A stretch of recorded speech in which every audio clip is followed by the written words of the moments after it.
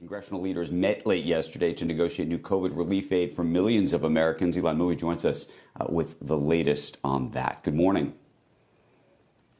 Well, good morning, Andrew. There is a lot of optimism, but there is no deal yet. Leadership from both parties were huddling in the Capitol until late last night to try to negotiate this deal. House Speaker Nancy Pelosi held one round of talks in her office. Then they all met again a couple of hours later. And then Senate Majority Leader Mitch McConnell was holed up in his office with top GOP Congressman Kevin McCarthy for several more hours. And after that was all over, McCarthy told reporters that the two sides have built a lot of trust and that there is the possibility of getting a deal done. The ranking Democrat in the Senate, Chuck Schumer, said they are making significant progress.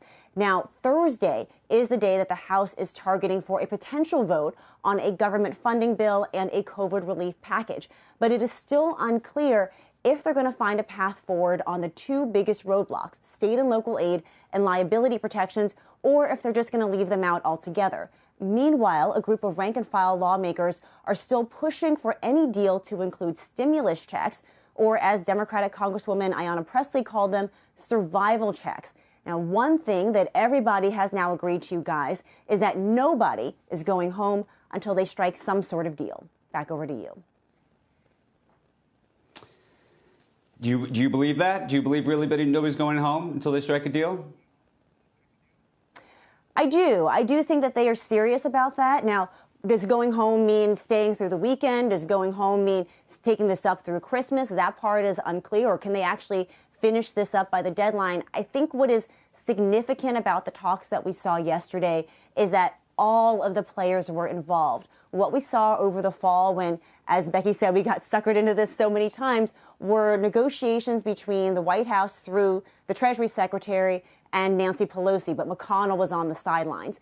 Now what you're seeing is all of those players, McConnell, Pelosi, as well as the Treasury Secretary over the phone, but all talking together and trying to hammer this out. There are still potential X factors out there, including whether or not President Trump would sign it, what happens with the stimulus checks, will an individual senator hold up this process? But it does look like if they want to do it, it is achievable and they can do it by the deadline. And the fact that they're talking more to each other than they're talking to us is a good thing.